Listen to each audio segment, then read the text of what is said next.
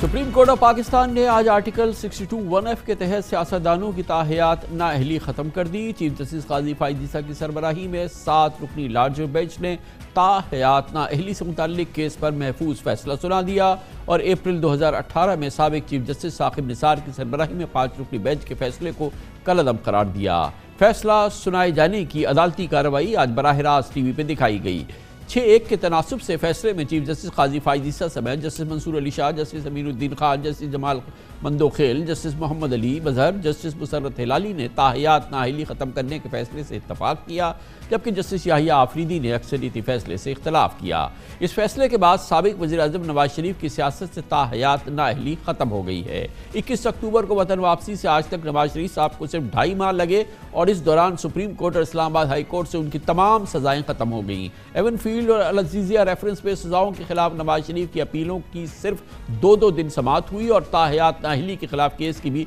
Supreme court पर सिर्फ 3 समातें हुई और खुशकिस्मती से दोनों अदालतों से मियां साहब को बहुत अच्छी खबरें मिली। अब नवाज शरीफ के लिए इलेक्शन और इक़्तिदार में वापसी के रास्ते खुल चुके हैं। अब उनकी चौथी बार वज़ीर आज़म बनने के लिए बज़ाहिर कोई कानूनी रुकावट नहीं, जबकि आज के सुप्रीम कोर्ट के फैसले के बाद IPP के सरबराह जनाब जहांगीर खान तरीन भी इलेक्शन और हुक्मरानी के लिए अहल हो गए हैं। इत्तफाक की बात है कि इस वक्त सिर्फ साबिक वज़ीर आज़म इमरान खान वो वाहिद पार्टी कायद हैं जो तोशाखाना केस में इलेक्शन कमीशन और ट्रायल कोर्ट से 5 साल के लिए नाअहल हुए हैं। इस्लामाबाद हाई कोर्ट ने तोशाखाना केस में उनकी सज़ा मुअत्तल कर दी है, लेकिन नाअहली बरकरार रखी है। पिछले हफ्ते पीपल्स पार्टी के चेयरमैन बिलावल भुट्टो ने इमरान खान या नवाज शरीफ का नाम लिए बगैर कहा था कि या तो दोनों साबिक वज़ीर आज़म नाअहल होंगे या दोनों अहल होंगे। बिलावल का कहना था ऐसा नहीं हो सकता कि अदालत किसी एक को अहल करार दे दे।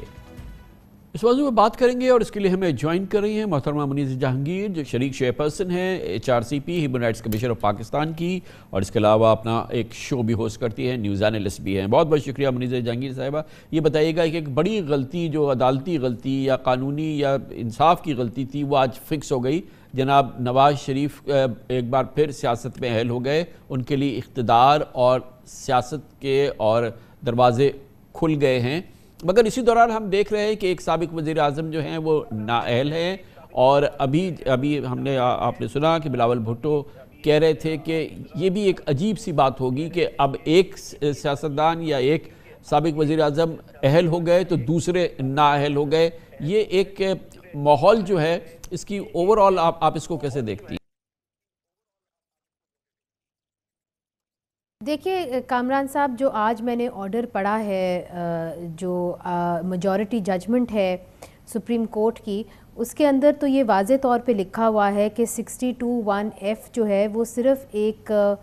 गाइडलाइन के तौर पे उसको देखना चाहिए और वो 62(1)(f) और बाकी जो शिक्के हैं उसको भी उस तरीके से ही देखना चाहिए। और उन्होंने इस बात को वाज़े किया है कि जो बुनियादी इंसानी हकूक़ हैं,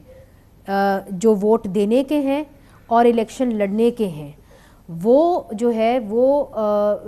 62(1)(f) जो सादिक और अमीन शिक है उससे पैरामाउंट है। यानी कि my fundamental rights are at the heart of the constitution, कि आइन का जो रूह है वो बुनियादी इंसानी हकूक़ के इर्द गिर्द घूमती है। और जो 62(1)(f) है वो बुनियादी इंसानी हकूक़ की एक तरीके से जब नफ़ी करता है, तो जो बुनियादी इंसानी हकूक़ हैं, फंडामेंटल राइट्स कि मैं वोट दे सकती हूँ या मैं इलेक्शन में खड़ी हो सकती हूँ, तो वो भारी हो जाता है 62(1)(f) पे। तो यही जो आर्ग्यूमेंट है, आज से नहीं बल्कि मैं अपनी वालदा को आज याद करती हूँ, आसमा जहांगीर साहिबा, जिन्होंने ये आर्ग्यूमेंट साकिब निसार साहब की कोर्ट के सामने रखी थी और उनकी जो आखिरी उन्होंने जो अपनी हेयरिंग की थी उसके अंदर वो एक PTI के ही MNA को रिप्रेजेंट कर रही थी जो डिसक्वालीफाई हुए थे 62(1)(f) की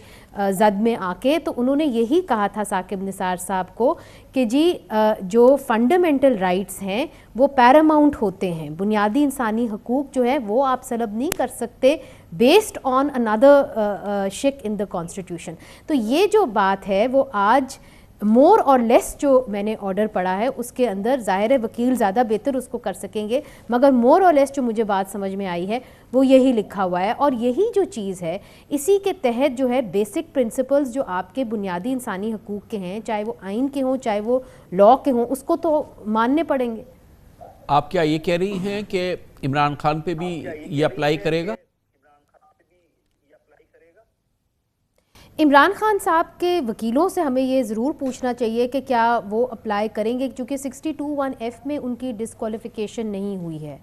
ان کی ایک اور شک کے تحت ہوئی ہے، مگر اس ججمنٹ کو بیسس بنا کے ضرور عمران خان صاحب کے کیس کو بھی دیکھا جا سکتا ہے۔ بنیادی بات یہ ہے کامران خان صاحب کے جو ہمارے ملک میں ایک دائروں کا سفر ہے کہ ایک سیاستدان جو ہے وہ آؤٹ ہوتا ہے، پھر دوسرا سیاستدان آؤٹ ہوتا ہے، یہ جو ہے اور جس طریقے سے وہ آؤٹ کیے جاتے ہیں، کبھی 62(1)(f) کو بنیاد بنایا جاتا ہے، تو کبھی ہم نے دیکھا تھا کہ کیسے آمرانہ طور پہ جب اور شکیں لائی گئی تھیں اور پریزیڈنشل پاورز استعمال ہوتے تھے، اس طرح منتخب نمائندوں کو آؤٹ کیا جاتا تھا۔ تو یہ جو سلسلہ ہے کم از کم یہ جمہوریت کو کمزور کرتا ہے اور یہ پاکستان کے مفاد میں جیسے آپ نے فرمایا ڈیفینیٹلی آپ کی والدہ کا تو کردار تو ناقابل فراموش ہے، HRCP کا کردار بہت بہت زبردست رہا ہے، لیکن ہم کیا کریں، ہم ایک بار پھر ایک ایسے الیکشن میں جا رہے ہیں جس میں کہ ایک پولیٹیکل پارٹی، ایک اس کا لیڈر، وہ پورا اس کا نظام جو ہے اس پولیٹیکل پارٹی کا وہ سسٹم سے آؤٹ ہے، اور ہمارے سیاستدانوں کی کتنی ذمہ داری ہے۔ اب نواز شریف صاحب آج ان کے ساتھ جو رانگ ہوا وہ فکس ہو گیا، لیکن وہ ایک ایسے الیکشن میں جا رہے ہیں جس کو وہ اچھی طرح سے دیکھ رہے ہیں کہ HRCP اس کو ریجیکٹ کر چکی ہے، پاکستان بار کاؤنسل ریجیکٹ کر چکی ہے، سپریم کورٹ بار اس کو ریجیکٹ کر چکی ہے، پھر آپ کو کون سا پاکستانی باشعور پاکستانی ہے جو اس کی کریڈیبلٹی کو اون کرتا ہو، مگر نواز شریف صاحب یا بلاول صاحب یا زرداری صاحب اس کے بارے میں کوئی حرف نہیں بول رہے ہیں۔ یہ ماحول آپ کو کیسا لگتا ہے؟ کامران صاحب اس کے پر پہلے تو شکریہ، آپ نے میری والدہ کے بارے میں اچھے الفاظ میں ان کو یاد کیا۔ دوسری بات یہ کہ دیکھیے ایک چیز جس پہ ہم human rights commission of Pakistan میں جو بات چیت بھی ہوئی تھی، ہم یہ چاہتے ہیں کہ جو الیکشنز ہیں وہ جلد از جلد ہوں، اور جلد از جلد جو ہے جو منتخب نمائندے ہیں وہ آ کے پاکستان کے مسائل حل کر سکیں۔ لاپتہ افراد کا معاملہ آپ کے سامنے ہے، کس طرح خون جمانے والی سردی کے اندر مائیں اور بہنیں جو ہیں اپنے سامنے وہ پکچرز لے کے اپنے پیاروں کی بیٹھی ہوئی ہیں اسلام آباد کی ٹھنڈ کے اندر۔ تو یہ جو معاملات ہیں یہ صرف سیاستدان ہی حل کر سکتے ہیں، اسی لیے جلد سے جلد الیکشن ہو جائیں، اور جس بے یقینی کی صورتحال میں یہ الیکشنز ہو رہے ہیں اس کی بھی مذمت کرنی چاہیے، اس لیے چونکہ اگر آپ اتنی غیر یقینی صورتحال رکھیں گے الیکشن سے پہلے تو پولیٹیشنز اس طریقے سے لڑ نہیں پائیں گے الیکشن جس کی توقع کی جاتی ہے یا جس کو لیول پلینگ فیلڈ کہا جاتا ہے۔ تو یہ انسرٹنٹی ختم ہونی چاہیے اور یہ کیئر ٹیکر گورنمنٹ کو کرنی چاہیے، یہ الیکشن کمیشن آف پاکستان کو کرنی چاہیے۔ یہ کام سپریم کورٹ کا نہیں تھا، یہ کام کیئر ٹیکر گورنمنٹ کا تھا، یہ کام جو تھا یہ الیکشن کمیشن کا تھا۔ مرکزی کردار نواز شریف صاحب کو ادا کرنا چاہیے۔ دیکھیں اب بہت عرصہ ہو گیا وہ اب آئین کی سپریمیسی کی بات نہیں کرتے، سویلین سپریمیسی کی بات نہیں کرتے، ووٹ کو عزت دو کی بات نہیں کرتے۔ اب وہ ایک ایسے الیکشن میں جس کے بارے میں بتایا جا رہا ہے کہ عام تاثر ہے، ایک عام گفتگو ہے کہ وہ اس حکومت کے ذریعے اس الیکشن کے ذریعے وہ نئے لاڈلے ہیں وہ اقتدار میں لائے جائیں گے، تو یہ پھر ہمارے سیاستدان ہی جب اس قسم کا کردار ادا کریں گے تو حالات کیسے سدھریں گے؟